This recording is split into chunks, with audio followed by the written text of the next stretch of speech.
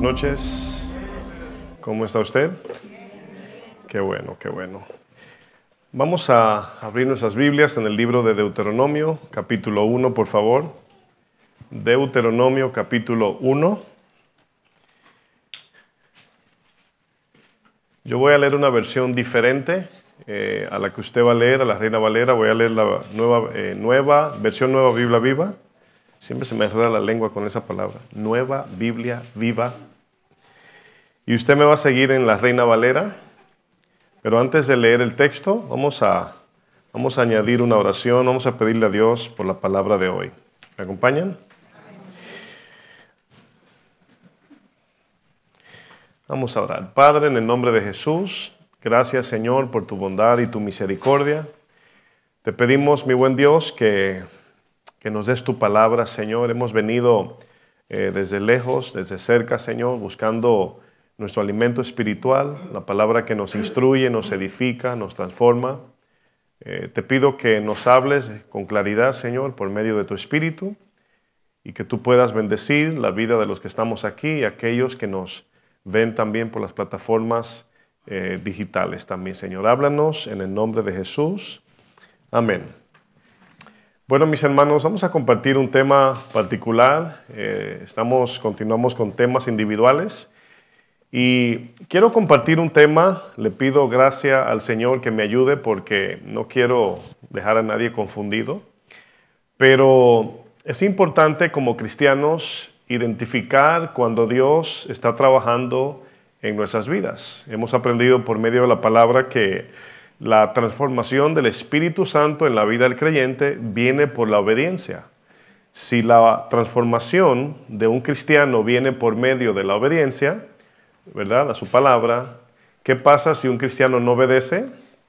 Obviamente no hay transformación, no hay cambio de corazón, ¿verdad? Si no levantamos pesa, no hay músculo. Si no hacemos dieta, no bajamos de peso, ¿verdad? Se entiende que esa es la idea. Pero yo quiero compartir un tema que lo he titulado a manera de pregunta: ¿proceso o consecuencias? ¿Verdad? ¿Cuál de los dos estamos viviendo o enfrentando? ¿Proceso o consecuencias? Deuteronomio capítulo 1, verso 2, en la Nueva Biblia Viva dice, escuche bien este texto. Dice, las palabras fueron pronunciadas el primer día del mes 11. Dice, habían pasado, ¿cuánto? 40 años desde el momento en que el pueblo de Israel dejó el monte Horeb.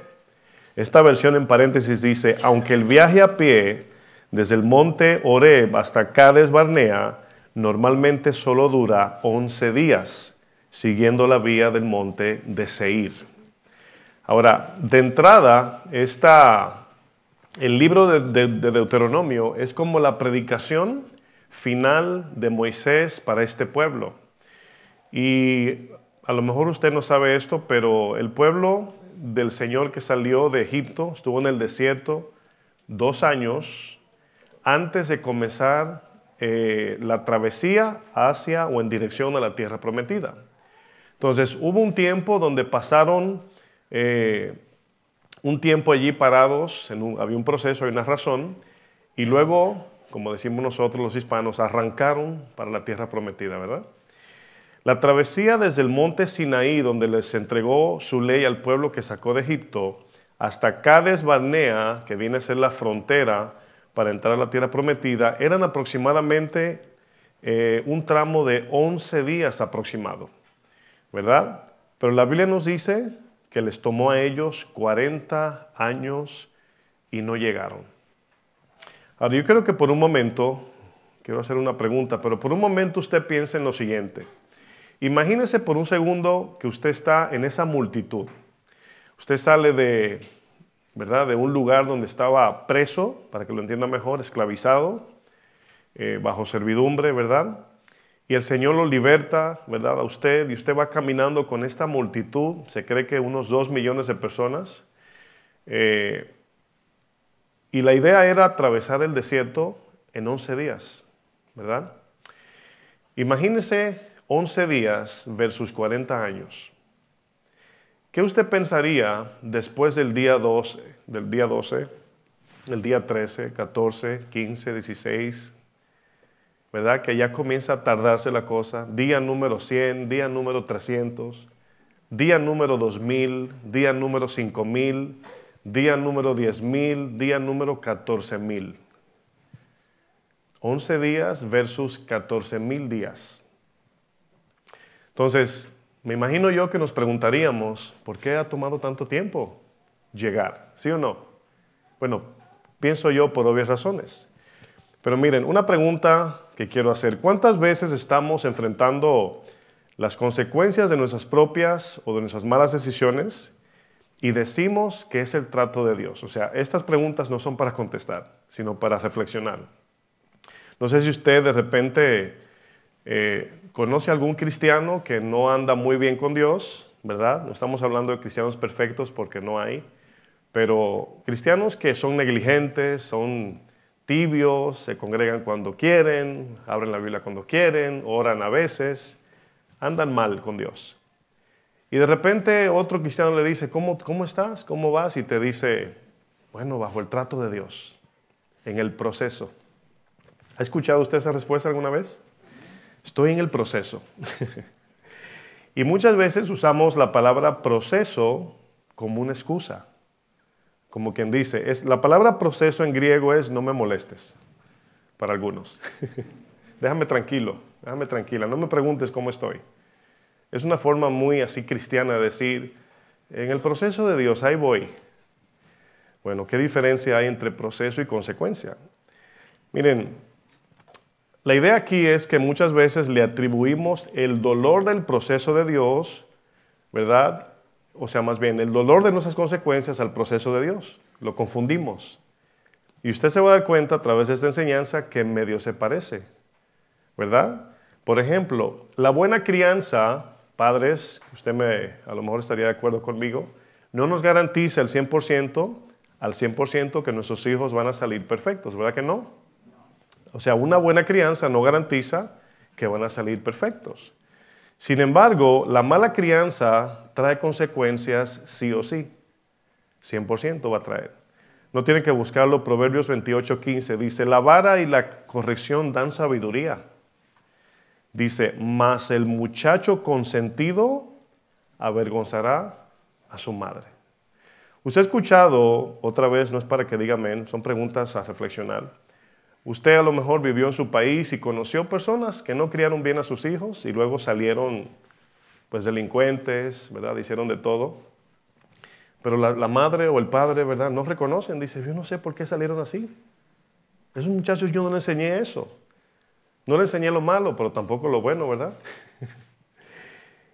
Muy a menudo confundimos en la manera que Dios obra en nuestras vidas. Pensamos que el hecho de que Dios muestra su gracia común con nosotros, pensamos que por eso tenemos el sello de aprobación de Dios. Ya hemos estudiado temas como no confundamos la bondad de Dios, porque a veces usamos, yo le voy a llamar marcadores, guías o formas de discernir si vamos bien o no. Pregúntese usted en su corazón, ¿cómo usted sabe que va bien con Dios, que va en el camino, que va en el centro de su voluntad? ¿Qué es lo que usted mira para saber que está bien con Dios? Es una pregunta casi tarea. Hemos aprendido que muchas veces Dios nos puede bendecir de muchas maneras sin que necesariamente estemos en obediencia. Hemos estudiado eso. ¿A cuántos le ha pasado que usted sabe que anda mal con Dios, aunque sea un día, y Dios te responde con una bendición? Tú esperas que te va a caer un rayo y lo que te cae, ¿verdad?, es una buena bendición. Una de las cosas que muy a menudo confundimos es el proceso de Dios con las consecuencias de nuestras propias malas decisiones. Ahora, quiero que vayan notando para que no se me pierda. El proceso de Dios es por medio del sufrimiento. ¿Estamos de acuerdo? La prueba de fe es por medio de ¿qué? De dolor, sufrimiento, padecimiento, pruebas difíciles, ¿no? Esa es la prueba. Pero también las consecuencias que traen, también traen sufrimiento. Entonces, eso es lo que vamos a estar viendo hoy. ¿Cuál de las dos estamos usando como una regla o un marcador para ver si estamos en el proceso de Dios o sencillamente estamos enfrentando consecuencias de las cuales no salimos? ¿Qué relación hay entre los procesos de Dios y las consecuencias de nuestras malas acciones? La pregunta es, ¿se parecen? Bueno, como acabo de explicar, ¿se parecen? ¿O son completamente diferentes? Bueno, en algunos aspectos que vamos a ver. Primero, quiero explicar qué quiero decir con proceso, para que nadie se quede con la duda. Los procesos de Dios, o más bien dicho, el proceso de Dios hacia sus hijos cristianos, algunos le llaman el trato de Dios, la Biblia le llama la prueba de la fe. Es cuando Dios permite, escuche bien, que nos vengan enfermedades, escasez, ofensas o alguna condición de debilidad o discapacidad en nuestro cuerpo con el fin de trabajar en nuestro carácter y llevarnos a la madurez conforme al carácter de Cristo. Ese es el trato de Dios. Estoy viendo pelitos en el aire. Ya casi me ahogo. ¿Sí entendieron lo que quise decir, el proceso de Dios? O sea, cuando Dios trata con sus hijos, es con el fin de formar su carácter, ¿verdad? Es un fin soberano que Dios permite para trabajar con nuestro corazón, cambiar nuestro corazón. Sin embargo, las consecuencias sencillamente son el fruto que traen nuestras acciones, buenas o malas. Por ejemplo, usemos como base el pueblo que salió de Egipto, al pueblo que Dios sacó de Egipto. El texto que leímos al inicio nos dice que un trayecto de aproximadamente 11 días al pueblo le tomó, ¿cuánto? 40 años.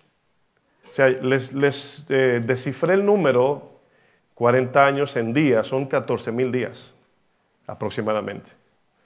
Entonces, es una gran diferencia. Si yo te digo, ¿me prestas $10? ¿Verdad? Cualquiera de ustedes me dice, sí, claro, pastor. O te digo, ¿me prestas $15,000? Me miras y te ríes, ¿sí o no? Es una gran diferencia en número, muy diferente.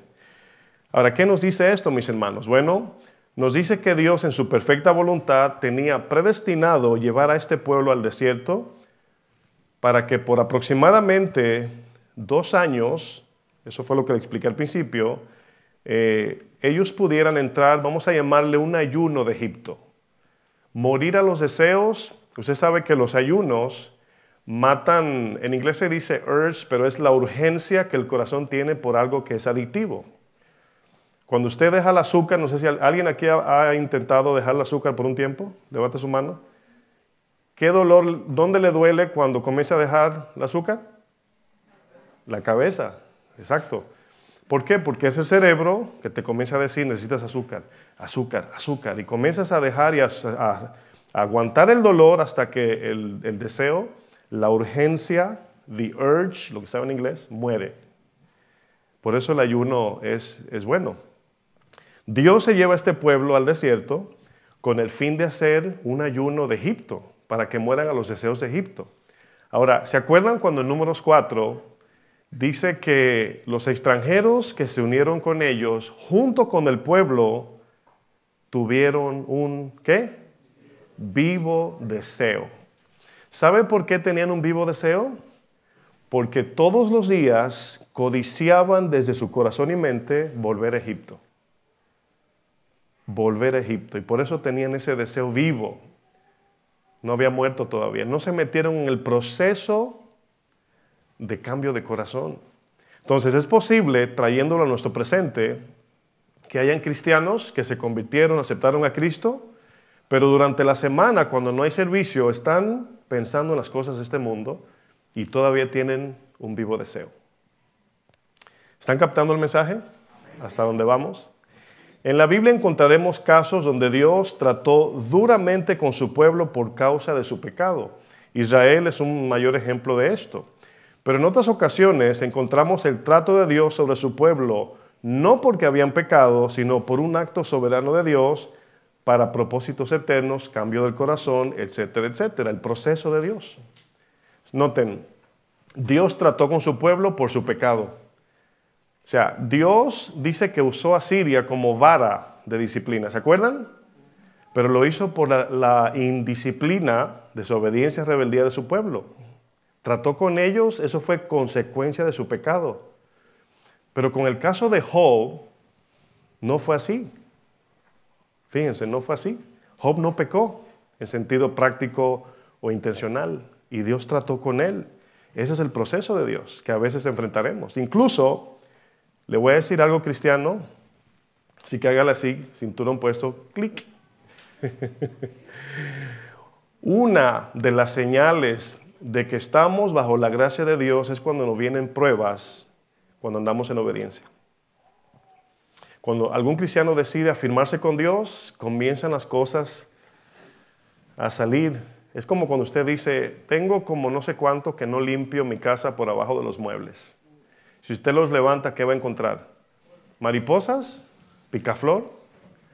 ¿No? ¿Cucarachas? ¿Quién sabe qué más? ¿Verdad? ¿Polvo?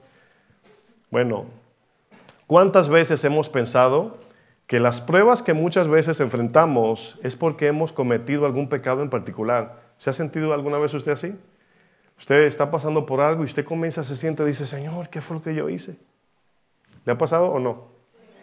Claro que sí, o sea, de repente la prueba es tan fuerte que decimos, Señor, ¿qué fue lo que yo hice para merecer esto, verdad?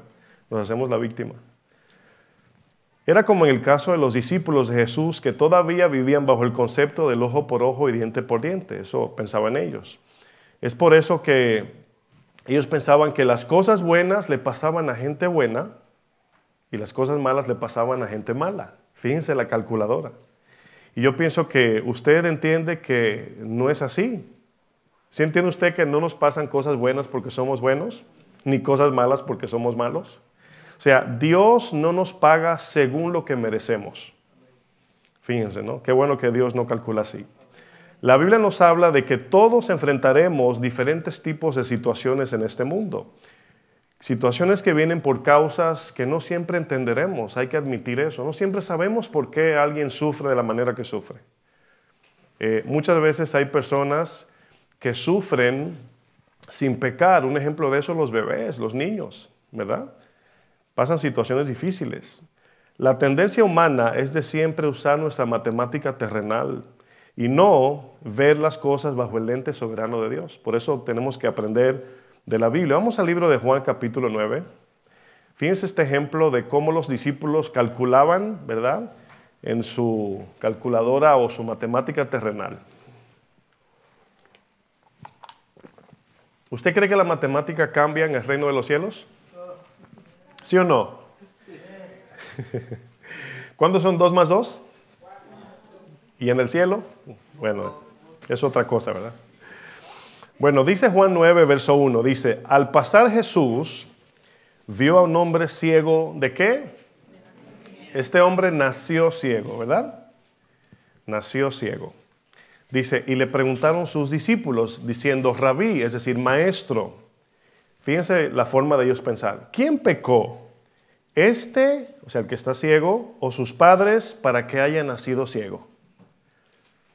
Respondió Jesús, les dijo, no es que pecó este ni sus padres. Ahora pregunto, ¿usted cree que este hombre ciego habría pecado en algún momento? ¿Usted cree que pecó en algún momento de su vida? ¿Todos los días? ¿Usted piensa que sus padres pecaron en algún momento de su vida? Todos los días. Cuando Jesús dice aquí, no es que él pecó ni ellos, se está refiriendo, no es que él o sus padres cometieron tal pecado para que él naciera ciego. Esa es la idea del texto. ¿Sí lo entienden? Dice el verso 3, respondió Jesús, no es que pecó este ni sus padres, sino para que las obras de Dios se manifiesten en él. Dice, me es necesario hacer las obras del que me envió, entre tanto que el día dura. El día representa a Jesús aquí. Él es la luz. Dice, la noche viene cuando nadie puede trabajar.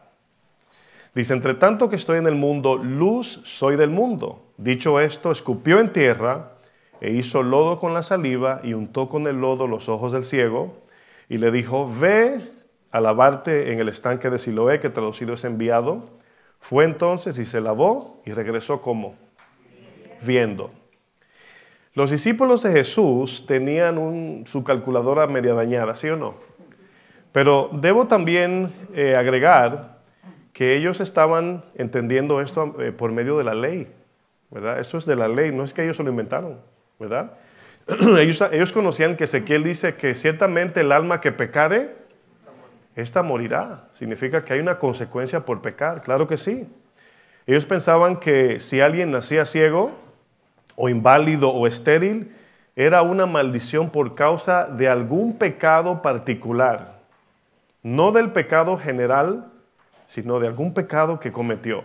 Y obviamente los discípulos conocían lo que decían las Escrituras en Deuteronomio 28. Acompáñenme allá también. Miren lo que dice Deuteronomio 28. Aquí vamos a ver textos de consecuencia. La ley de causa y efecto, ¿verdad? Deuteronomio 28, versículo 1, vamos a leer.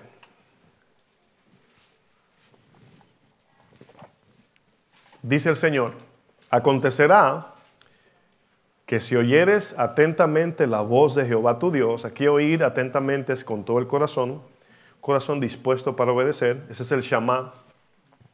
Dice, para guardar y poner por obra todos sus mandamientos que yo te prescribo hoy, también Jehová, tu Dios, te exaltará sobre todas las naciones de la tierra. Y dice, y vendrán sobre ti, yo le agrego, y como consecuencia de la obediencia, vendrán sobre ti bendiciones y te alcanzarán si oyeres la voz de Jehová tu Dios. Dice el verso 15, más abajo, pero, acontecerá si no oyeres la voz de Jehová tu Dios, para procurar cumplir todos sus mandamientos y sus estatutos que yo te intimo hoy, que vendrán sobre ti todas estas, ¿qué? Maldiciones y te alcanzarán. Iglesia, quiero que entienda algo porque esto nos va a aterrizar. Perdón, ¿no es cierto que nos tornamos a veces demasiado exigentes con lo que no tenemos, con lo que pedimos y Dios no nos da? Porque si esta matemática de lo que acabamos de leer es justa, pareja, significa que por cada pecado que hemos cometido en pensamiento, deseos y acciones, debemos recibir una maldición. Y la realidad es que no hemos recibido maldiciones al nivel de nuestra desobediencia. Lo que hemos recibido es muchas bendiciones que no tienen que ver con el nivel de obediencia que tenemos. ¿Sí están de acuerdo? O sea, para ser justo, ¿qué tendríamos nosotros que sufrir para nivelar entre desobediencia y maldición? No piense, la muerte no, la muerte uno no sufre, ya murió. ¿Qué sufrimiento? Porque luego del verso 15 hay una lista de maldiciones, falta de paz, enfermedades, necesidad, escasez, de todo. Ahí hay de todo. Usted luego en su casa léalo, de tarea léalo. Entonces, si cada vez que yo peco me pasa algo mal, ¿cómo viviríamos? ¿Se dan cuenta que Dios es muy misericordioso y muy bueno? Aunque no tengas la casa que quieres, el carro que quieres, el dinero que quieres, viajar como quieres. Claramente Dios dice aquí que la obediencia trae bendición y que la desobediencia, ¿qué trae? Maldición. Pero es importante saber que esta ley de siembra y cosecha no funciona como una calculadora numérica. O sea, no es como que pecas y viene la maldición. O haces algo bueno y te llega la bendición. No funciona así. Dios de manera soberana la distribuye como Él entiende que es mejor. ¿Por qué? Es como un padre cuando le está dando una lección a su hijo.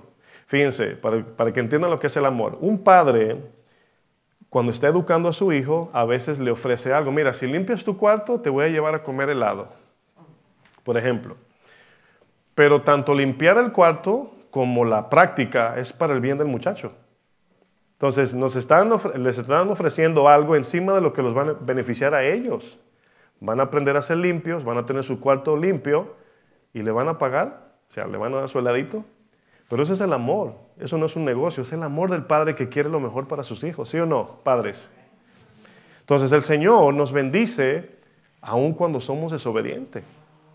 Esto suena rarísimo, pero Dios espera de nosotros que no tomemos esas bendiciones como una ocasión para seguir desobedeciendo. O sea, porque sobreabunda la gracia, pecaremos más. Como sobra el dinero, lo vamos a gastar más. Eso es lo que dice el Señor. Y eso es lo que pasa con muchos. Como tengo mucho, gasto mucho. Como hay mucha gracia, pues a pecar. ¿Pecaremos, dice Romanos 6, porque la gracia sobreabunda? No, no vamos a tomar ventaja de la gracia en ese sentido. Aquí vemos, mis hermanos, que Dios en Deuteronomio le dice a su pueblo, si ustedes me obedecen, yo los voy a bendecir. Si ustedes no me obedecen, la maldición los va a perseguir. Las consecuencias de su pecado los va a alcanzar, como dice en Números 32. ¿Cuántos de nosotros hemos recibido alguna bendición en cualquier área de nuestra vida, aun cuando sabemos que andamos lejos de su voluntad? No hay que decir amén, yo creo que todos. Todos. No siempre que nos pasa algo malo es porque hemos pecado, no siempre. A veces sí, pero no siempre. Como tampoco nos suceden cosas buenas por nuestra obediencia perfecta. Imagínense, no funciona así. El Señor le dijo al pueblo que salió de Egipto, escuche bien, la fuerza para hacer riquezas que yo te doy, no te las di porque eres obediente, sino para cumplir con la promesa que le di a Abraham, Isaac y Jacob. ¿Se imagina que nosotros estamos siendo bendecidos no porque somos buenos hijos, no porque somos obedientes, sino porque Dios hizo una promesa? Porque Él cumple lo que promete. Eso me daría más ánimo de obedecer. Por lo menos a mí, no sé usted. Es importante que todo cristiano conozca la soberanía de Dios. Es importante que usted conozca por lo menos lo básico de su soberanía. De que todo lo que Él hace, lo hace con un fin bueno, eterno, con buenos propósitos, aunque nos duela, aunque es sufrimiento a veces lo que enfrentamos. De lo contrario, si no conocemos su soberanía, se nos va a hacer muy difícil entender muchas cosas que Dios permite en nuestra vida. Y vamos a juzgar a Dios como malo, porque no conocemos su soberanía. Hay veces que pensamos con el cerebro del dolor, con el cerebro del sentimiento, y no podemos pensar bien, porque cuando duele, no podemos pensar bien, no razonamos bien, porque duele. ¿Sí o no? Esta, mis hermanos, era la lucha de Asaf, de ver cómo él, siendo un hombre de Dios, sufría, y como estos, iba a decir una palabra, pero a lo mejor en otro país suena diferente. Estos delincuentes en la calle viven la vida como que no se va a acabar el mundo ni van a morir.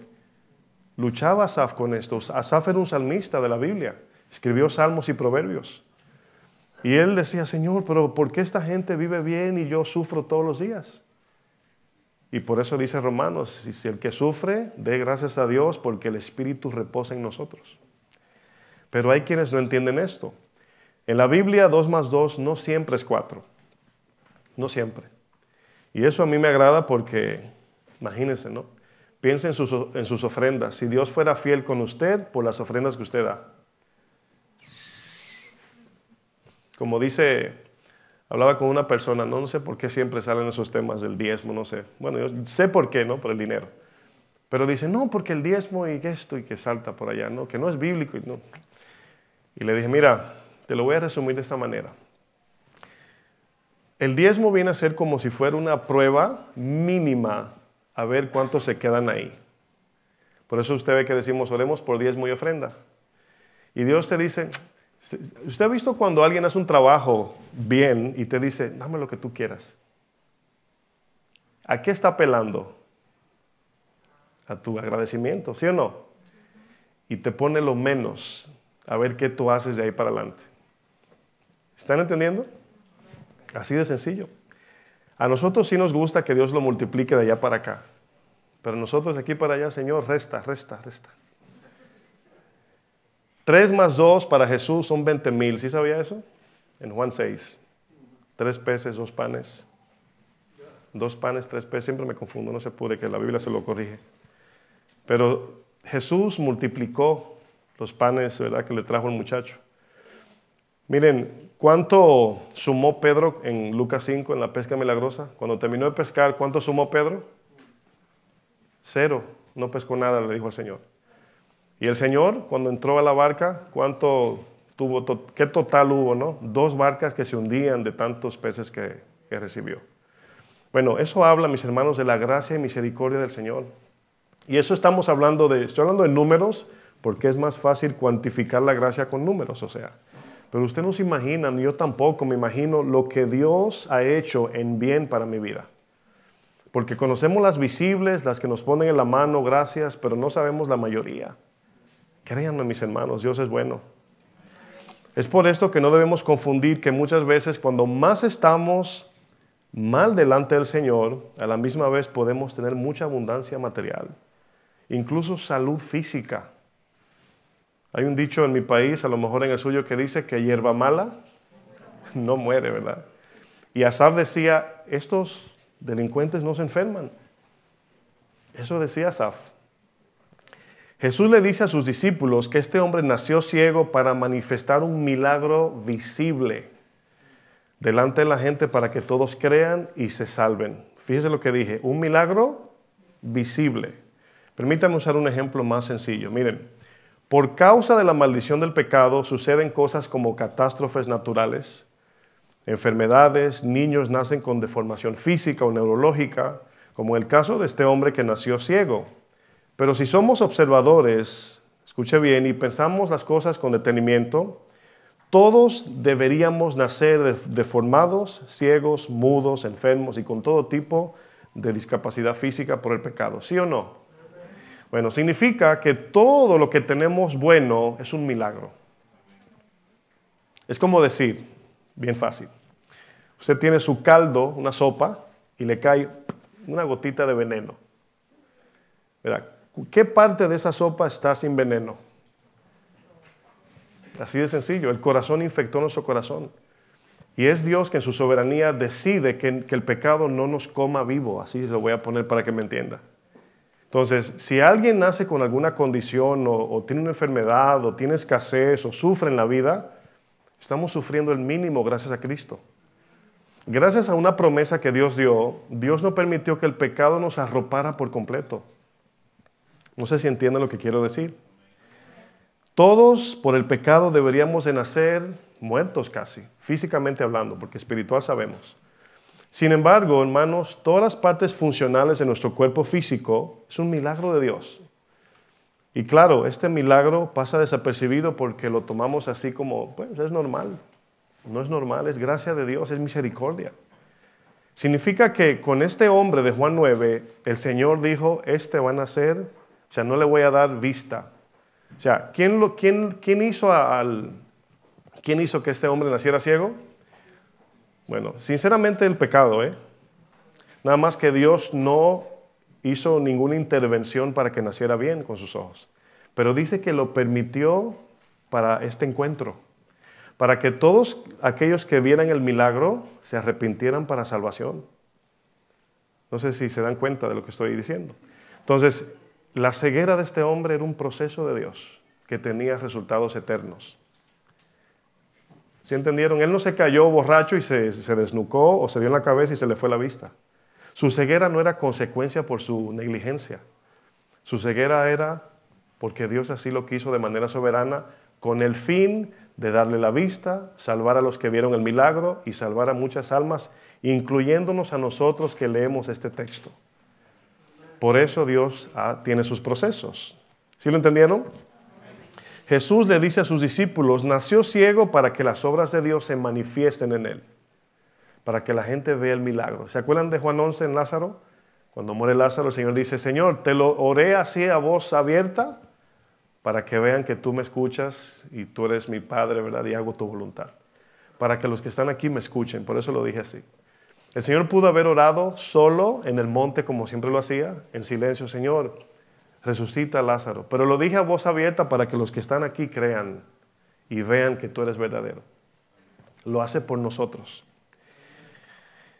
¿Qué tiene esto que ver con los procesos y las consecuencias? Bueno, que este hombre no era ciego por su desobediencia, como tampoco nuestras bendiciones terrenales vienen por nuestra obediencia. Lo mismo.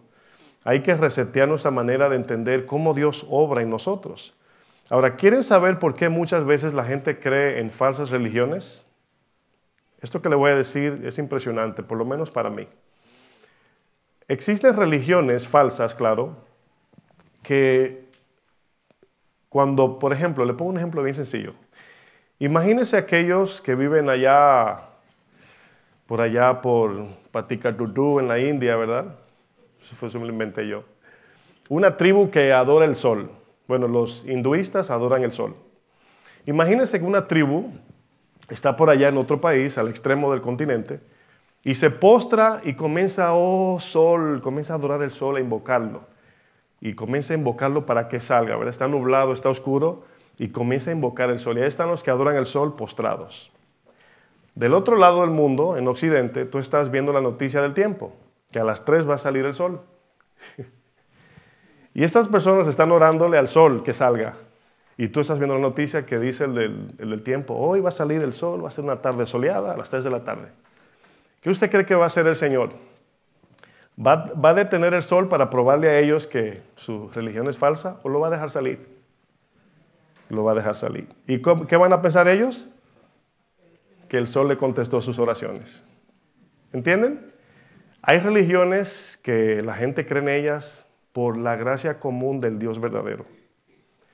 Dice Mateo 5:44, dice, pero yo os digo, fíjense, cuando leí este texto lo he leído cientos de veces, pero noten lo que vamos a ver en este texto. Dice, pero yo os digo, amad, ¿a quién? Ahora, calcule eso en su mente. O sea, Dios muestra su amor ¿con quién? Con los enemigos. ¿Quiénes son los enemigos? Los que aborrecen a Dios. ¿Cómo Dios muestra amor con los enemigos? Haciéndoles bien. ¿Están conmigo? Luego dice, bendecid a los que os maldicen. ¿Qué está pasando aquí? Que el impío te está ofendiendo y tú le estás contestando con amor. Por eso es que el impío recibe bendición y tú maldición. Veo cara como que no lo entendieron. ¿Se lo explico de nuevo? ¿Sí entendieron? Ok, lo explico de nuevo. Dios dice, bendecid a los que os... Si tú bendices al que te maldice, ¿qué recibió él? ¿Y tú? Por eso sufrimos los cristianos. Bien sencillo, 2 por 2 son 4. Dios bendice al que maldice. Esa es la respuesta a la pregunta, ¿por qué le va bien al impío? Porque así Dios muestra su amor para salvarlo. Pero como ya tú eres cristiano, yo también, entonces a ti y a mí nos da la prueba. Dice, haced bien a los que os aborrecen y orad por los que os ultrajan y os persiguen, para que seáis hijos de vuestro Padre que está en los cielos, que hace salir, ¿qué? Su sol para Patitatucutú, ¿cómo se llama la tribu? Sobre malos y ¿qué más? Y buenos, y hace llover sobre justos e injustos. Todo esto, hermanos, nos enseña que muchas veces confundimos la gracia con la justicia. La confundimos. Hay veces que Dios hace cosas por misericordia y por gracia y pensamos que es que lo merecemos. ¿Algunos de ustedes han recibido una bendición y ha dicho yo lo merezco? ¿Sí o no? No, ¿verdad? Ahora, ¿se ha quejado cuando no recibe alguna bendición? Es lo mismo. Tú dices, yo nunca diría que merezco nada. El Señor sabe que yo soy digna de nada. Señor, ¿por qué no me das esto? ¿Verdad? Lo mismo, es lo mismo. ¿Qué nos da la gracia? Lo que no merecemos. ¿Qué nos da la justicia? Lo que sí merecemos. Esa es la idea.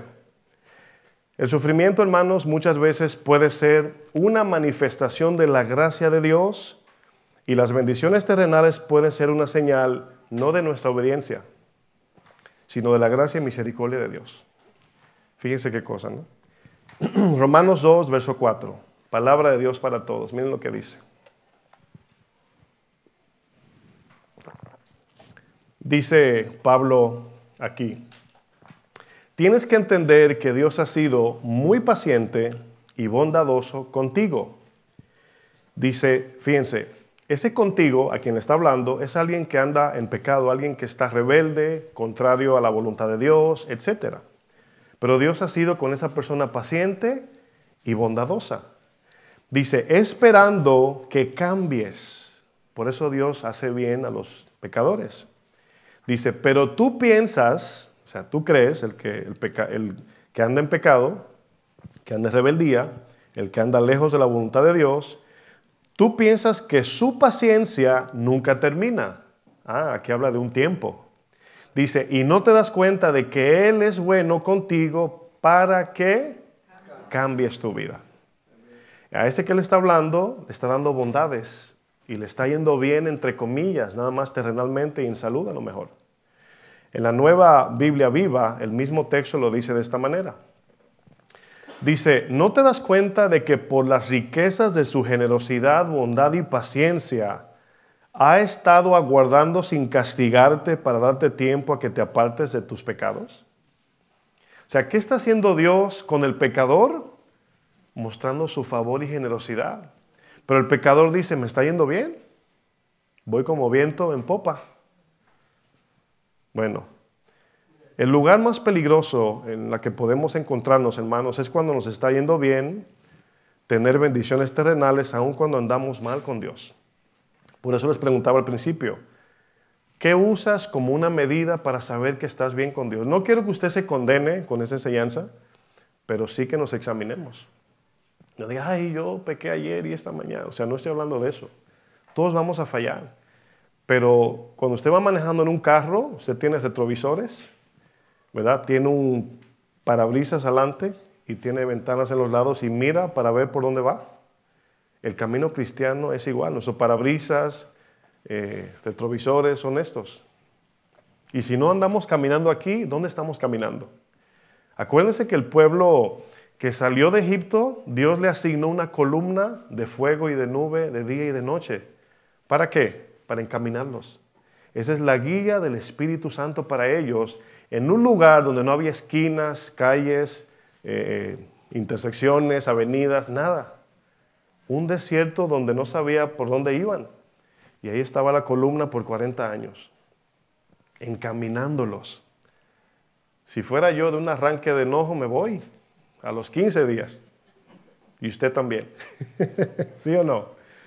2 millones de personas rebeldes. Usted con un hijo a veces no puede. No ríase, sí, tenga libertad de reírse, no se apure. Lo que estoy diciendo es el pan de cada día, ¿verdad? Miren, en otras palabras, al estar bien materialmente hablando o terrenalmente hablando, al sentir que todo está tranquilo, pensaremos que esto es señal de que estamos bien con Dios. Esa no es la señal para saber que estamos bien o que estamos o en el proceso o enfrentando consecuencias. No vamos a discernir así. Sin duda que nunca estaremos en un estado perfecto ante Dios. Creo que todos entendemos eso. En esta tierra jamás alcanzaremos perfección. Pero Dios está mirando el corazón diligente, el que camina con Él, el que practica la palabra, el que obedece, el que se arrepiente también, el que reconoce sus pecados. En todo momento, mis hermanos, Dios mira a ver si somos negligentes o diligentes. Hay cristianos negligentes que a lo mejor están bien porque no están enfermos, tienen trabajo, tienen ahorros, pero están mal con Dios. Y como están mirando cómo le va materialmente, no se da cuenta que está mal con Dios. O sea, nos toca, como dice Pablo, a nosotros examinarnos.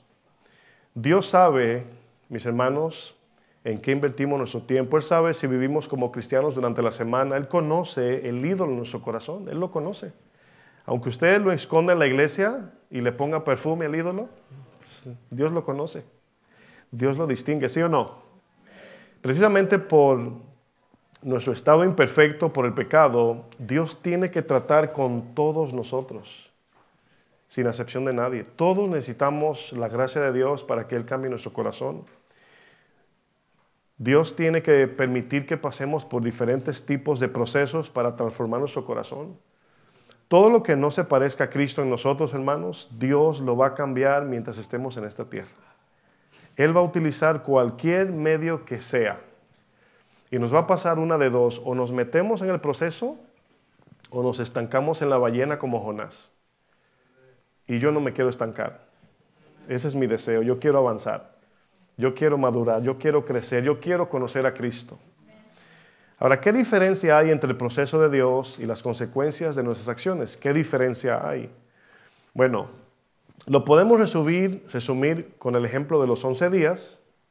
Ese es el proceso de Dios en el desierto. Y los 40 son las consecuencias. Pero era un solo camino, ¿sí o no? Iban en un camino. Pero ya cuando pasaron al día 11, ya estaban enfrentando ¿qué? Consecuencias por su rebeldía. Hay momentos que Dios quiere tratar con nosotros. Hay pruebas que se toman un día. Ve, pídele perdón. Ay, yo no, Señor, yo no. Y duramos un año dándole vuelta al yo no. Y el Señor te dice, en un segundo te hubieras librado de muchas cargas. El proceso duraba un día y tú lo convertiste en un año. Pero a veces yo sé que es difícil, ¿eh? Cuando uno enseña, yo sé que se simplifica todo, pero nada más son principios. Usted lo aplica como le quepa en su situación. Pero es importante, mis hermanos, que podamos distinguir que, o sea, un cristiano no, quiero tener cuidado con lo que voy a decir, no debe estar toda su vida en una prueba. Toda su vida no.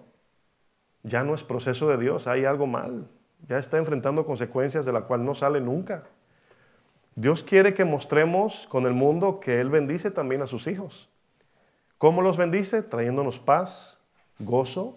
Cuando dice Pablo, muestren una cara amable ante los demás, que vuestra gentileza sea conocida, o sea, que vean que estamos contentos con Dios. Porque si usted se queja siendo cristiano, dicen, yo no quiero ser cristiano así. Mami se queja todo el día en la casa, ¿para qué ser cristiano? Ya puse las madres en problema con sus hijos ya.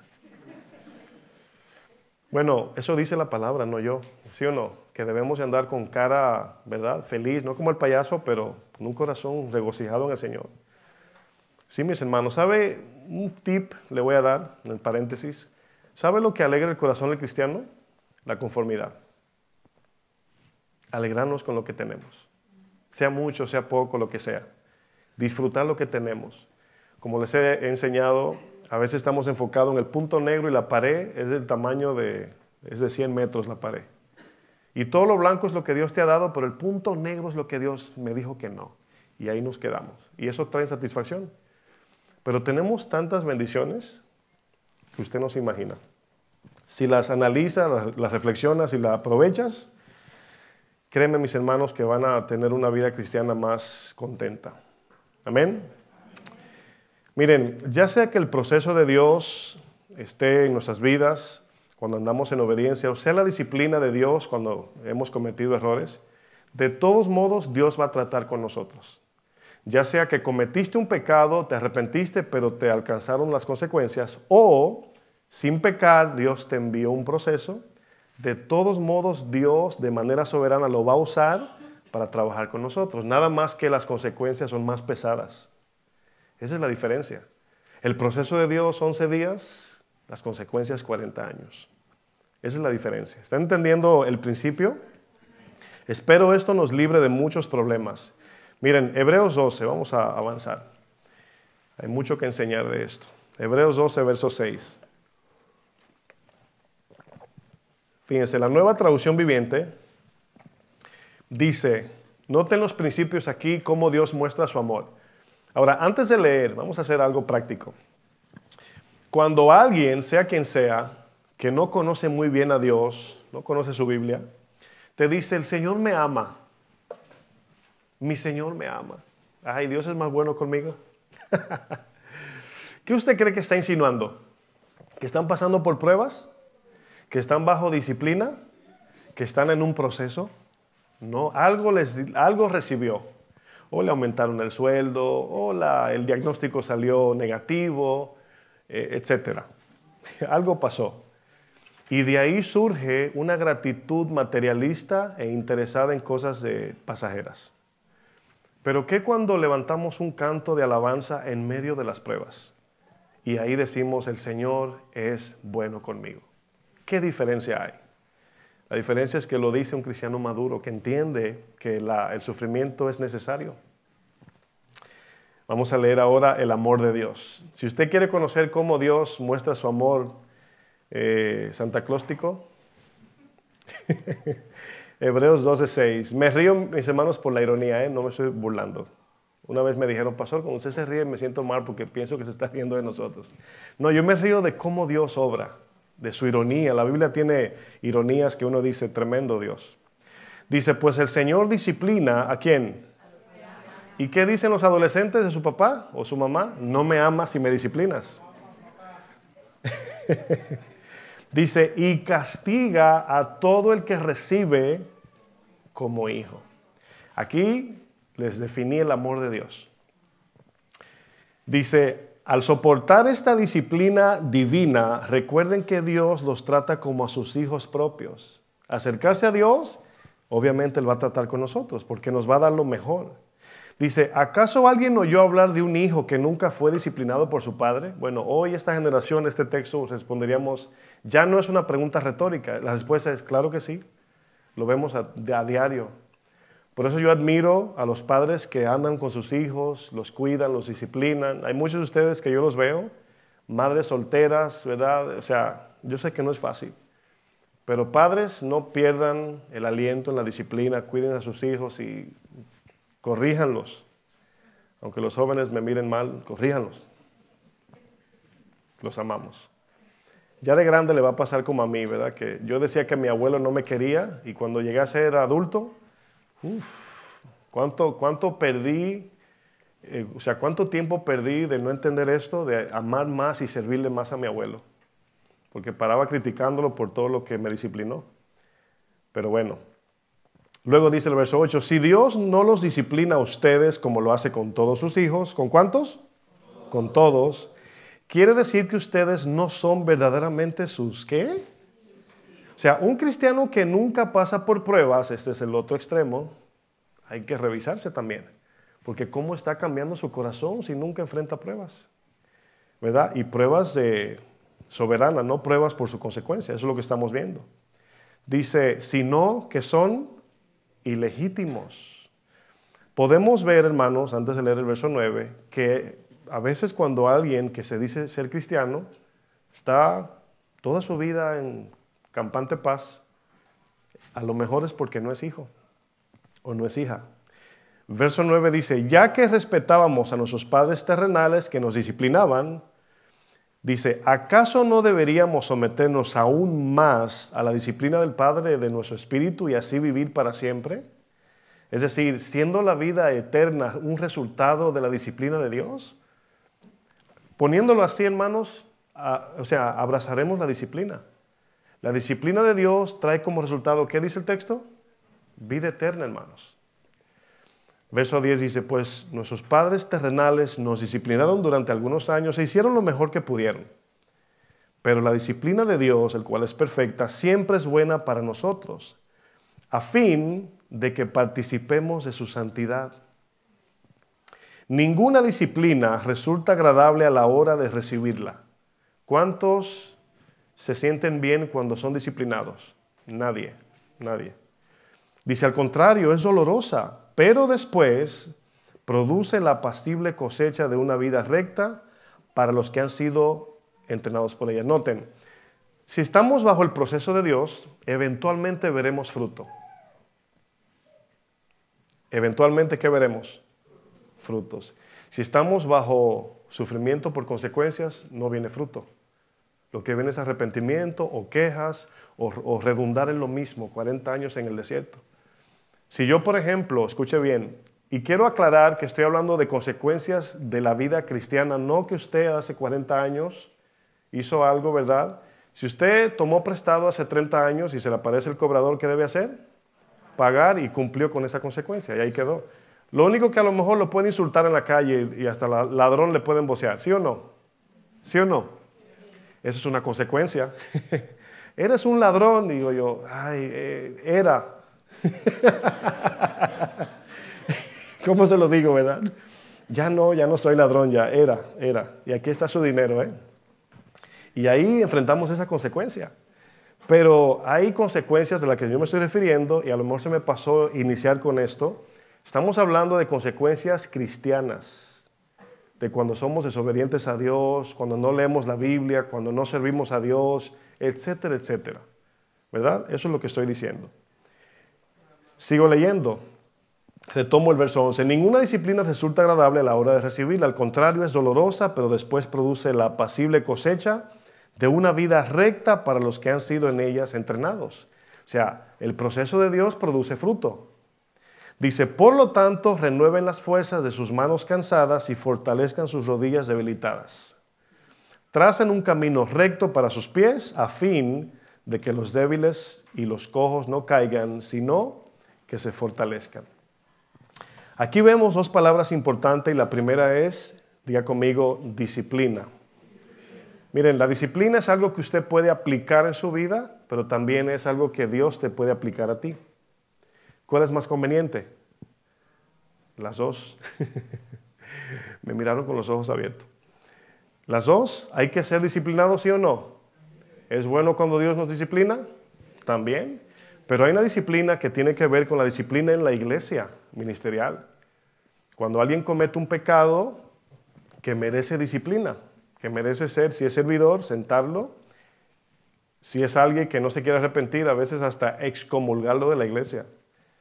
Y son casos que son muy pocos, pero son muy difíciles. Miren, la disciplina tiene que ver con la instrucción y enseñanza de Dios por diferentes medios. Medios como su palabra, lo que yo estoy haciendo ahora, o lecciones que aprendemos por medio de circunstancias adversas y difíciles en la vida, donde Dios muestra su amor, su gracia y misericordia. Es una forma también de disciplinarnos. Pero la disciplina aquí, y lo que voy a leer a continuación, la segunda palabra, es la palabra castigar. La Reina Valera de usted dice azotar, ¿verdad que sí? Y ahí disciplina con azote forman un sentido.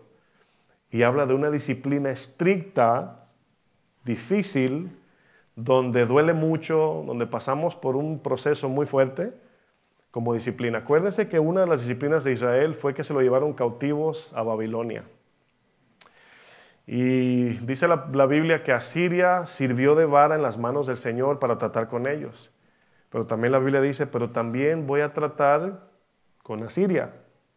O sea, de manera soberana Dios permite que Asiria saquee al pueblo, se los llevó cautivos. Pero lo que hizo Asiria, escuche bien, fue una ofensa a Dios. No sé si entienden la soberanía de Dios ahí. De repente es como cuando, lo van a entender así como que cuando dice, si no te vas a dormir, te voy a mandar el cocó, en mi país se dice el cuco. El monstruo, ¿verdad? Para que te asuste. O sea, te haces aliado al monstruo para que se vaya a acostar el niño, ¿verdad?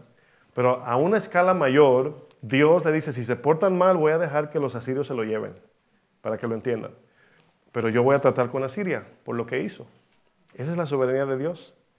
Es impresionante, hermanos. Y la palabra castigar aquí, sí, en la mayoría de los casos implica enfermedades, situaciones difíciles, hasta la muerte. Usted conoce, si no me falla mi joven memoria, la iglesia de Tiatira. Creo que Tiatira o Sardis. Bueno, usted luego lo busca en el capítulo 2 de Apocalipsis. Dice, y le he dicho que se arrepienta y no quiere. Y por eso yo los arrojo en cama. Y muchos mueren, dice. Escuche bien, iglesia, porque esto es muy serio. Dios puede quitarnos la vida como una disciplina. Llevarnos antes de tiempo, puede. Y ahí yo digo, ay Señor, ahí comienzo yo a ver mi lista. Decir, Señor, ¿qué anda mal conmigo, verdad? Para arreglarlo ahora mismo. Porque nos da temor eso. Es impresionante todo esto, mis hermanos. Dios por amor, si nos va a preservar, quitándonos la vida, nos va a llevar antes de tiempo. Mientras que la disciplina no siempre involucra un dolor o sufrimiento directo en nuestro cuerpo, el azote o castigo sí involucra un sufrimiento directo en la carne. Usted conoce cuando Pablo hablaba de su aguijón. ¿Y ese era disciplina o trato? O mejor dicho, para que se parezca a la enseñanza. ¿El dolor de Pablo era consecuencia del pecado o un proceso de Dios? Proceso de Dios, exacto. O sea, Pablo no tenía un aguijón porque pecó, sino que Dios le impuso un aguijón por su orgullo, para cambiar su corazón. Esa es la diferencia. Y ya Pablo, cuando oró la tercera vez, dijo, ya lo entendí, Señor, ya no te voy a pedir que me lo quites. Y ya Pablo se sometió a la gracia y a la soberanía de Dios. Los tratos o procesos de Dios tienen un tiempo determinado que solo Dios conoce. Eso es importante saberlo porque si estás bajo disciplina, Dios no te va a imponer una disciplina toda tu vida. Así es como sabemos si es disciplina, si es proceso o es una consecuencia que estamos enfrentando. Pero cuando algún cristiano que siempre está bajo prueba, nunca sale de una, esto puede ser posiblemente, lo digo con cuidado, posiblemente por causa de consecuencias que vienen por sus malas decisiones. Gente que no sale de una. ¿Usted conoce gente así?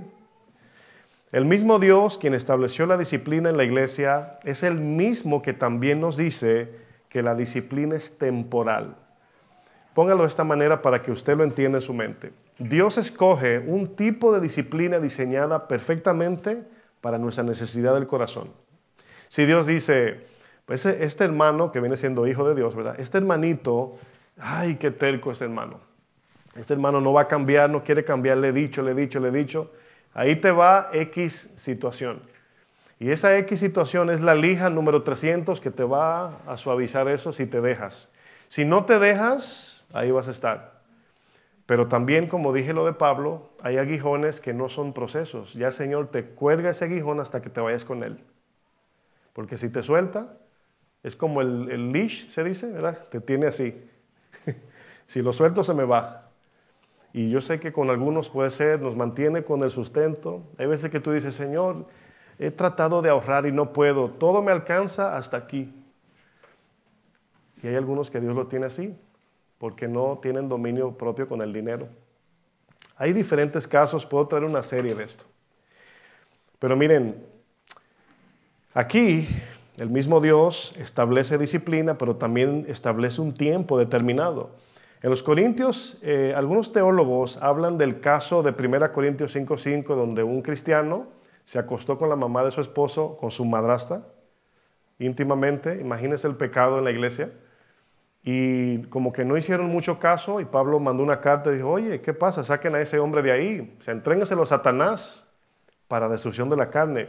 Es un sentido metafórico para tratar con su carne, se arrepienta y sea restituido. Pero miren, en 2 Corintios 2, verso 5, en la versión Dios habla hoy, aquí Pablo lo que está haciendo, debo señalar que algunos teólogos dicen que esto que vamos a leer es en referencia a ese hermanito que disciplinaron por su pecado de inmoralidad sexual. Y parece que a los corintios se le pasó la mano con la disciplina. Lo sentaron en una esquina y le dijeron a la iglesia, ni lo miren ni lo saluden, ahí déjenlo, hasta que se venza. Parece que eso fue lo que pasó. Pero dice, si alguno ha causado tristeza, alguno aquí refiriéndose al que pecó, dice, no me la ha causado solo a mí, sino hasta cierto punto también a todos ustedes, digo hasta cierto punto, para no exagerar, dice Pablo. Dice, el castigo que la mayoría de ustedes le impuso a esa persona, o sea, la disciplina que le impusieron, dice, ya es suficiente. ¿Qué pueden ver con ese ya es suficiente de Pablo? Oye, ya, o sea, ya pasó por el proceso. Es como que usted le diga a su hijo, you are on timeout. Póngase en la esquina mirando para allá y luego llega el papá y dice, ¿qué tiempo tiene ahí? 3 meses ya.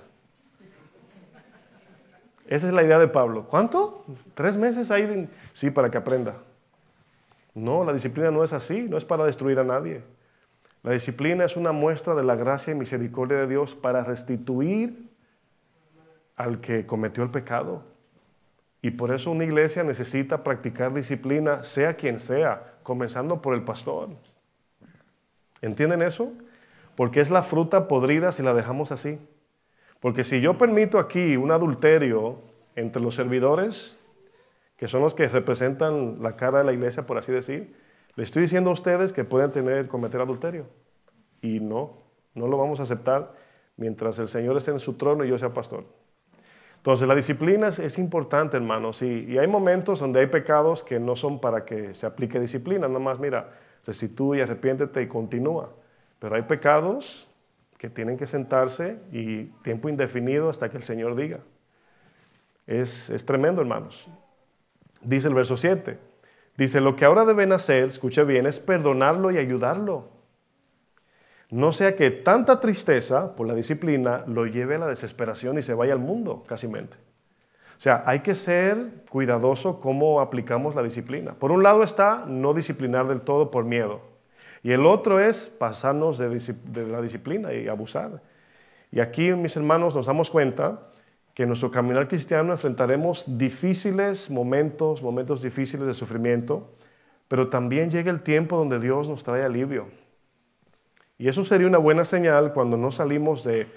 O sea, yo conozco cristianos, muchos en diferentes lugares, que siempre que los saludo están bajo una prueba, a veces la misma. Y no digo nada porque yo no soy Dios, ni sé qué Dios está haciendo con esta persona, pero a veces mi esposa me dice, oye, ¿cuántos años tienen en esa prueba? ¿Todavía lo mismo? Y a veces es consecuencia, se puede ver que es consecuencia. Entonces, una de las cosas que nos enseña esta enseñanza, ya para terminar sobre el final, faltan como 5 más. Una de las cosas que aprendemos, hermanos, es hacer una evaluación y si tenemos algo escondido ante Dios, venir con humildad y arrepentirnos. Y si eso que hemos cometido cualquier día, cualquier momento, pedirle gracia para que cuando las consecuencias vengan, nos toquen la puerta, podamos enfrentar. A veces no sabemos qué nos puede llegar como consecuencia de algo que hicimos en el pasado. No sabemos. ¿Sí entienden lo que estoy diciendo? Entonces, esto debe poner un peso de temor para no ofender a Dios. Andar en el temor de Dios. ¿Por qué? Porque aunque Dios perdona pecados, Dios permite consecuencias. Ese es el problema. Dios, como ejemplos que he usado, si alguien te golpea, tú lo puedes perdonar, pero ahí está el moretón. Esa es la consecuencia. Y ya quizás no puedes abrazar a esa persona igual, porque hay consecuencias. Pero te perdonó. El corazón está limpio, pero le duele la herida. Está tremendo eso, ¿no?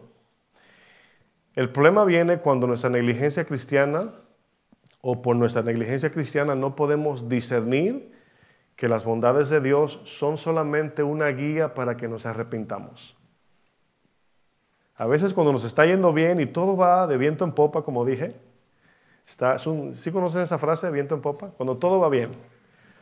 Y pensamos que eso es Dios diciéndonos, vas bien, vas bien. No, no, vas mal, vas mal. O sea, esa bondad de Dios es, arrepiéntete, ven a mí, vuélvete a mí. Como el padre le dijo pródigo, que no los regañó llegando a la casa, sino por el arrepentimiento, como fue genuino, los recibió y los restituyó otra vez.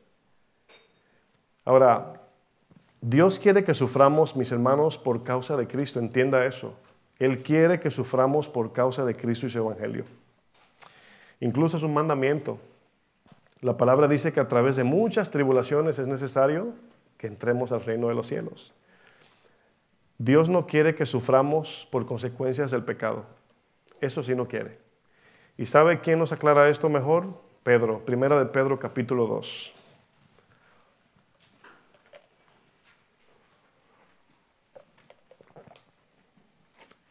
Miren aquí en estos textos cómo Pedro nos explica toda la enseñanza en 3 versos. Dice 1 de Pedro 2:19. Si quiere mirar la pantalla, ahí está la versión Nueva Traducción Viviente. Dice, pues Dios, escuche bien, Dios se complace cuando ustedes, siendo conscientes de su voluntad, es decir, sabiendo que estamos haciendo su voluntad, sufren con paciencia cuando reciben un trato injusto. Ahora, pregunto, ¿de qué se complace Dios? Que suframos con entendimiento de que estamos haciendo la voluntad de Dios. Si alguien te ofende y tú le pides perdón y esa persona te ofende o te maltrata, estás haciendo la voluntad de Dios. Pero si tú le brincas encima con un palo y te emburujas ahí, ya lo que salga de ahí es consecuencia. Malas palabras y todo eso. Ya no estás en la voluntad de Dios ya. Verso 20. Dice, es obvio que no hay mérito, escuchen bien, no hay mérito en ser paciente si a uno lo golpean por haber actuado mal. Eso es consecuencia, ¿sí o no? Si tú golpeas a alguien y te devuelven con el mismo golpe, no te puedes quejar. Dice, pero si sufren por hacer el bien y lo soportan con paciencia, Dios se agrada de ustedes. Ese es el mensaje que a muchos no le agrada, pero a Dios sí. Dice el 21, pues Dios los llamó a hacer lo bueno. ¿Qué es hacer lo bueno? De aguantar el sufrimiento en este contexto. Dice, aunque eso signifique que tengan que sufrir tal como Cristo sufrió por ustedes. Pregunta, ¿por qué Dios se agrada de que suframos por causa de Cristo? Por lo que le expliqué en Mateo 5, que cuando tú bendices al que te maldice, tu bendición, es posible que esa persona se arrepienta y salve su alma. Esa es la idea. Esa es la idea. ¿Acaso Dios se agrada de que pasemos por dolor o dificultades? No sin beneficio, no sin propósitos eternos. O sea, Dios, no se crean que porque la Biblia nos da como mandamiento sufrir, Dios se agrada del dolor. Eso es masoquismo, es otra cosa. Sino que Dios dice, como instrumento soberano, el dolor va a servir para cambiar su corazón para alcanzar al perdido y para glorificar a Dios por la gracia y capacidad que nos da para aguantar ese dolor. Miren, esta enseñanza me gusta a mí en lo personal porque habla en muchas áreas de mi vida. Espero le esté hablando a usted también. Pero cuando hay cristianos que por no conocer la voluntad, o más bien la soberanía de Dios, por no conocer su soberanía, están sufriendo y se están quejando sin darse cuenta que ese sufrimiento que tienen lo pueden tener porque tienen la gracia de Dios. Lo pueden soportar, repito, porque tienen la gracia de Dios. Y decimos, Señor, quítame este dolor. Está bien, pero Dios a lo mejor digo yo, no Dios, pero un ejemplo, te quita la gracia para que veas que humanamente no lo puedes resistir. Y con la gracia sí. ¿Y eso es para qué? Para el plan redentor del Señor, de cambiar tu corazón, glorificarle a Él y alcanzar a los perdidos. Todo el mundo gana. Cuando alguien te ofende, mis hermanos, miren, hace unos días estuve con una persona, ¿verdad? En una reunión, no quiero mencionar detalles para que no piense nadie quién es. No es de aquí, es de otra iglesia. Y resulta que me acerco, saludo a esta persona y le pregunto, oye, una pregunta acerca de X cosa del pasado. Estoy hablando de 7 años. Y yo dije, ¿todo quedó bien con eso? Y me dijo, no. Yo dije, ¿cómo? Yo pensé que eso se había resuelto, ¿verdad? Un malentendido prácticamente. Pero no, la persona todavía tenía eso guardado. Y yo dije, bueno, sabiamente le voy a pedir perdón sin querer justificarme, pero yo te dije, ya, ¿te acuerdas? O sea, eso no funciona. Si tú ofendes a alguien o alguien viene y te dice, me ofendiste, aunque no lo hayas ofendido, solamente pide perdón. Porque ya el dolor está ahí. Aunque tú le digas, no, pero yo no te dije eso y te vas a pasar todo el día tratando de convencer que no hiciste lo que hiciste. Yo le dije, ¿sabes qué? Perdóname. Te pido perdón, me equivoqué, perdóname. Asumí el pago. Cuando le pido perdón a esta persona, yo noté su cara, su semblante cambió. Y en ese momento se restituyó la relación otra vez. Algo que yo no sabía que estaba fragmentada. Increíble. Pero yo hice mi parte y ahí quedó. Ahora, yo pude haber justificado mi causa. No, pero lo que pasa es que tú no te acuerdas. Te voy a mandar un texto que tú me mandas. O sea, no tiene sentido, hermanos. Lo podemos simplificar. El sufrimiento que Dios sí quiere que enfrentemos, hermanos, es el que viene por causa de Cristo. La carne solamente se mata con sufrimiento. No hay otra manera. ¿Qué es lo contrario a sufrimiento? Placer, deleite carnal. Eso es lo que la carne quiere para fortalecerse. Pero ¿sabe qué es lo que más quiere la carne, hermanos? Hacer su propia voluntad. Esa es la lucha que tenemos de todos los días, hacer nuestra voluntad. Y qué difícil para aquel que no quiere someterse a Dios, que no es dócil, qué difícil es someterse a la palabra del Señor, mis hermanos. El proceso de Dios con el pueblo de Israel, mis hermanos, era un tiempo de 11 días, 11 días nada más. Y miren, precisamente el pueblo que salió de Egipto necesitaba un desierto. Y es importante que tú y yo entendamos que necesitamos estar en el desierto. Es necesario si queremos cambiar. Es por eso que cuando estoy predicando le hago preguntas para que usted mismo vea la incongruencia que podemos tener a veces. ¿Quieren que Dios cambie su vida? Todo el mundo dice amén.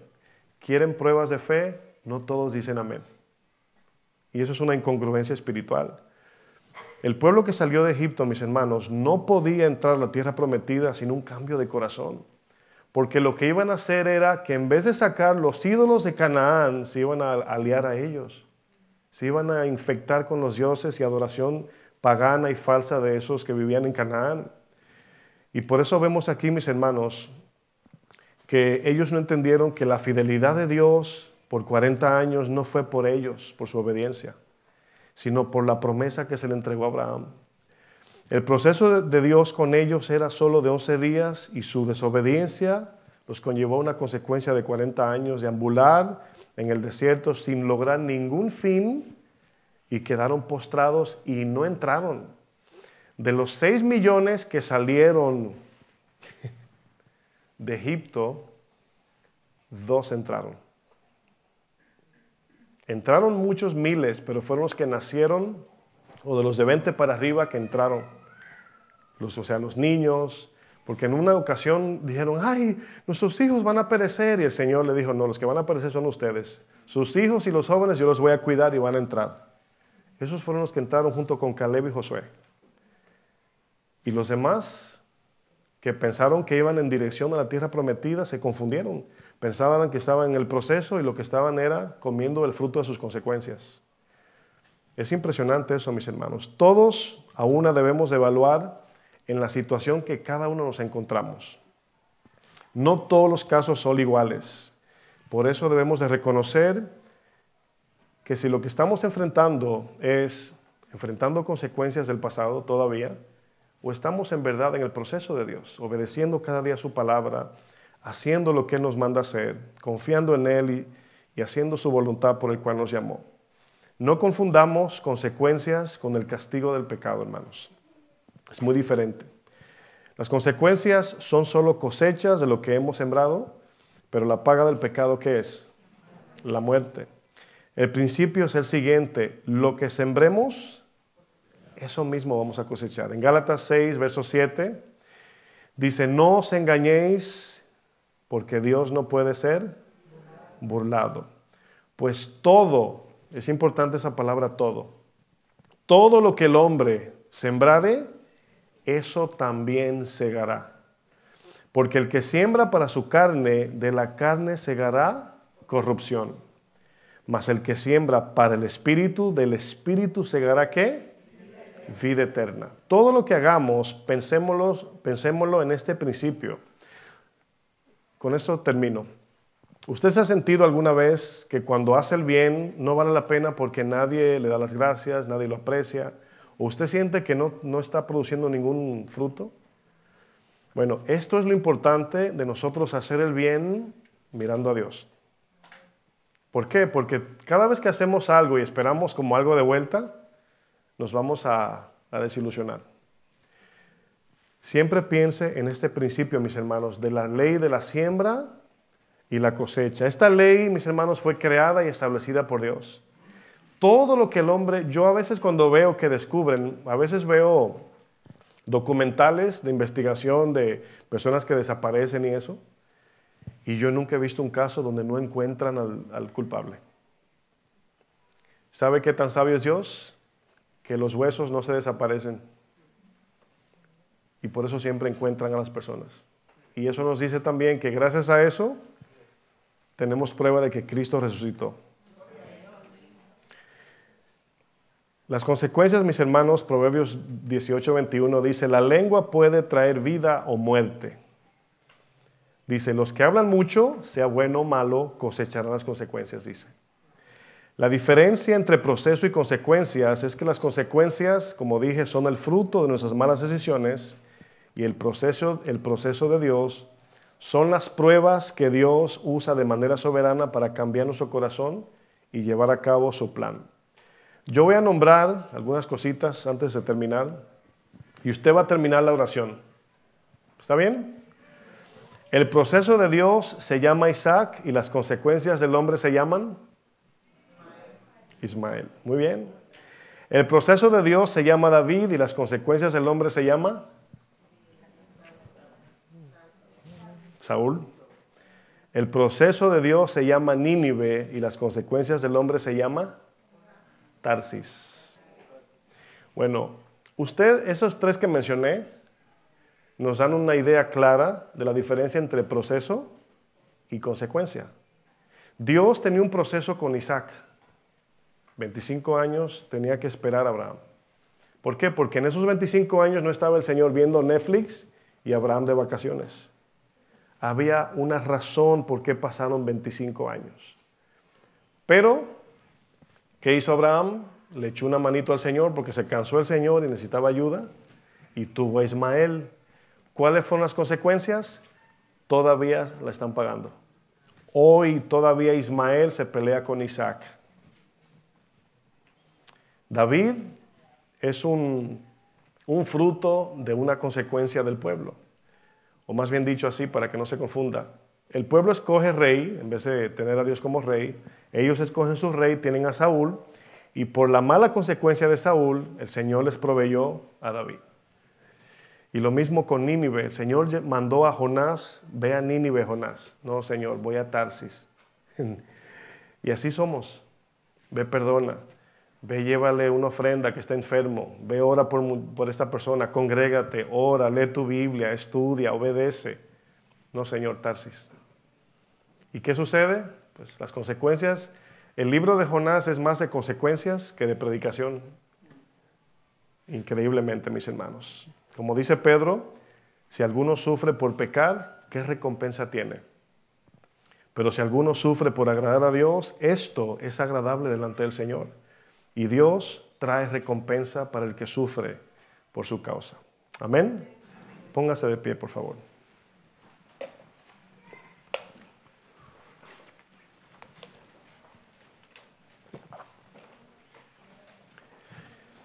Espero que usted haya tomado los principios de esta enseñanza.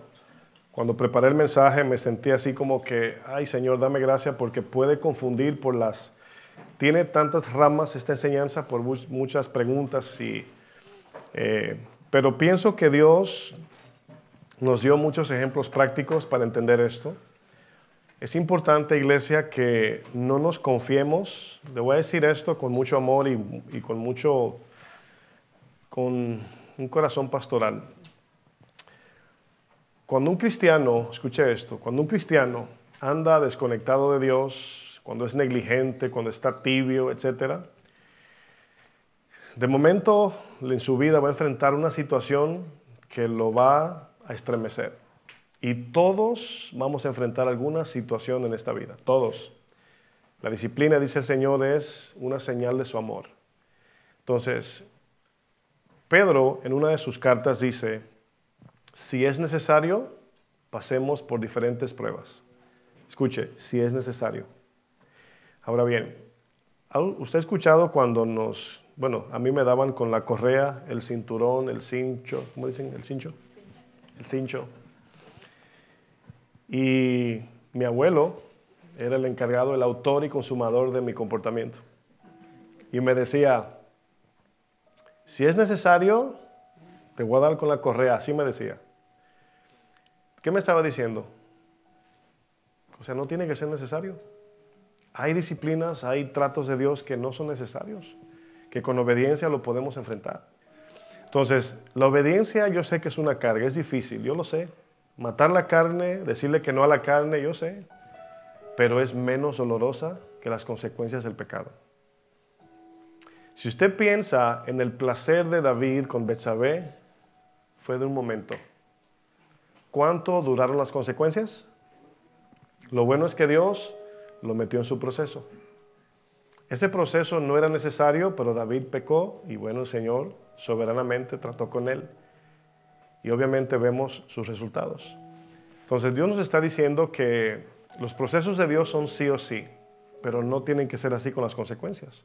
Podemos evitar muchas consecuencias y dejar que solamente Dios, por medio de su proceso inteligente, sabio y amoroso, cambie nuestro corazón mientras obedecemos su palabra. ¿Cuántos dicen amén? Vamos a orar. Señor, te bendecimos. Gracias por tu palabra, gracias por tu favor. Ayúdanos, Señor. Yo quiero orar por cada uno de los que están aquí, que tú le des entendimiento, Señor. Que si yo dije algo, Señor, que a lo mejor se quedó con preguntas en su corazón, que tu Espíritu Santo, Señor, traiga paz y sabiduría y entendimiento en eso, Señor. Hay tanto de qué hablar en este tema, Señor, pero nos vamos a casa con un depósito, Señor, para meditar y reflexionar cómo andamos. A veces cuando tú extiendes tu mano, así como Job mismo no pudo discernir si había pecado o no había pecado por el sufrimiento que él enfrentaba. No entendía que era un proceso de Dios.